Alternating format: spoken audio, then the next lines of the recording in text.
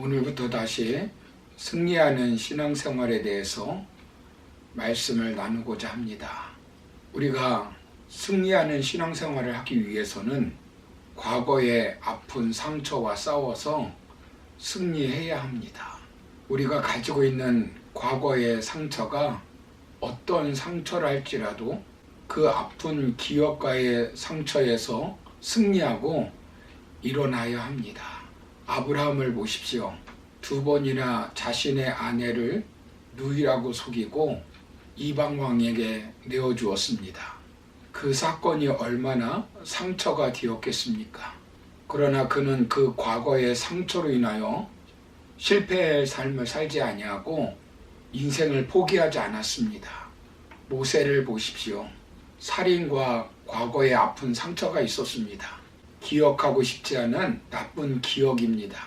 그러나 그것 때문에 모세의 인생이 망가지지 않았습니다. 다윗을 보십시오. 자기 부하의 아내를 간음하였습니다. 그리고 충성스러운 부하를 죽게 만들었습니다. 얼마나 아픈 상처였겠습니까? 양심이 있기 때문에 밧세바를 보면서 그의 남편이 생각났을지도 모릅니다. 그러나 과거의 상처의 노예가 되어 실패의 삶을 살지 않았습니다. 바울을 보십시오. 예수님을 믿는 사람들을 잡아 죽이려고 했던 사람입니다. 얼마나 수치스러운 과거의 상처입니까? 얼마나 지우고 싶은 나쁜 기억입니까? 그러나 바울은 그 수치스러운 과거의 상처 때문에 인생을 포기하지 않았습니다. 오늘 우리 성도님들은 과거에 아픈 상처가 있다 할지라도 그것과의 전쟁에서 실패자가 되지 말고 꼭 승리하여 하나님이 우리에게 맡겨주신 사명을 충성되게 감당하는 우리 모두가 되기를 소망합니다. 그렇다면 우리는 과거의 아픈 상처에서 승리하는 비결은 무엇일까요? 먼저는 과거의 아픈 상처를 하나님의 섭리의 관점으로 해석하는 것입니다.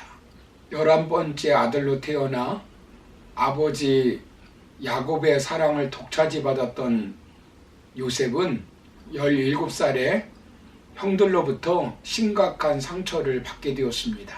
형들이 요셉을 죽이기 위해 구덩이를 파서 집어 던졌습니다. 미디안 상인들에게 은 20냥의 인신매매를 당하였습니다. 가장 가까운 형제들에게 이런 상처를 받았을 때 얼마나 큰 아픈 기억이겠습니까?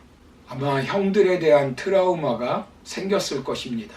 뿐만 아니라 요셉은 주인의 부인 때문에 감옥에 갇히게 되었습니다. 그 상처의 종이 되었다면 여성 혐오증으로 말미암아 결혼도 제대로 못했을 것입니다. 그런데 요셉은 과거 상처의 종이 되지 않았습니다. 가슴에 원한을 품고 복수의 칼을 갈지 않았습니다. 그 상처로 자신의 삶을 포기하지 않았습니다. 하나님께 인정받고 사람들에게 인정받는 사람이 되었습니다. 과거의 아픈 상처에서 이기고 애굽의 국무총리가 되었습니다. 그렇다면 요셉은 과거의 아픈 상처에서 어떻게 이길 수 있었을까요? 본문 19절을 보시면 요셉의 형제들이 그들의 아버지가 죽었음을 보고 말하되 요셉이 혹시 우리를 미워하여 우리가 그에게 행한 모든 악을 다 갚지나 아니할까 하고 라고 말씀합니다. 형들은 과거 자신들이 행한 일로 요셉이 아버지가 돌아가셨으니까 자신들에게 복수할 거라고 생각하였습니다. 당시 가장 강한 국가의 국무총리가 되었으니 요셉이 그 막강한 권력을 가지고 자신들에게 복수할 것을 두려워하였습니다. 그때 요셉이 무엇이라고 말합니까? 본문 19절, 20절을 보시면 요셉이 그들에게 이르되 두려워하지 마소서 내가 하나님을 대신하리이까 당신들은 나를 해하려 하였으나 하나님은 그것을 손으로 바꾸사 오늘과 같이 많은 백성의 생명을 구원하게 하시려 하셨나니라고 말씀합니다. 과거의 아픈 상처를 하나님의 섭리의 관점으로 해석하는 것입니다.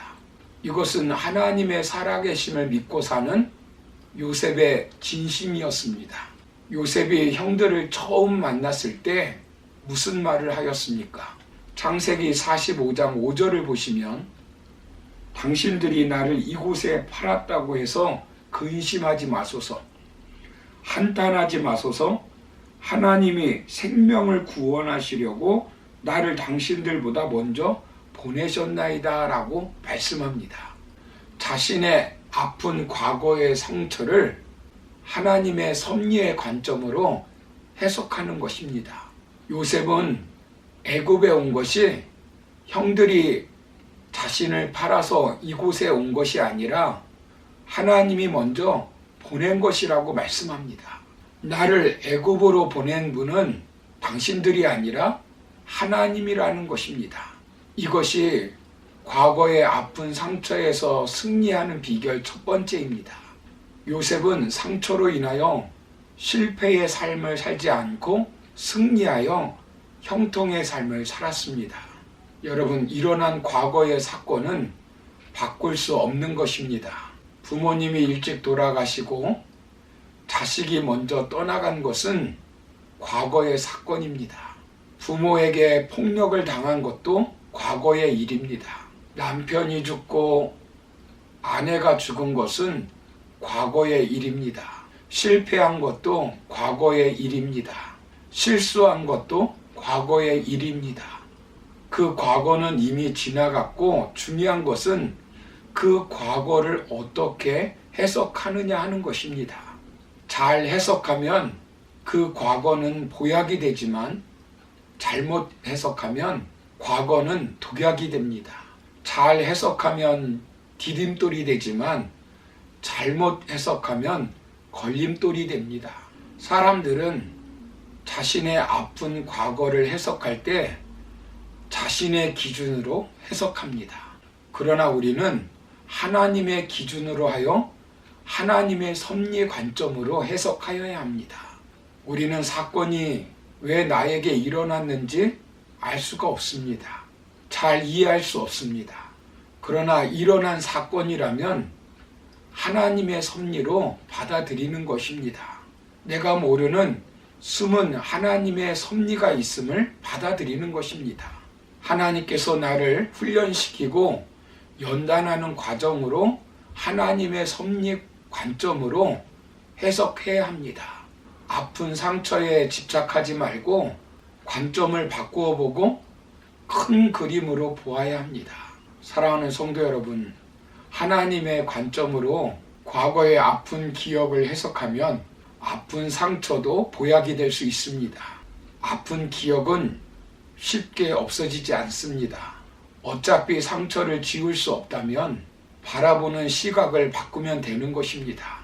불행에도 의미를 부여하면 되는 것입니다.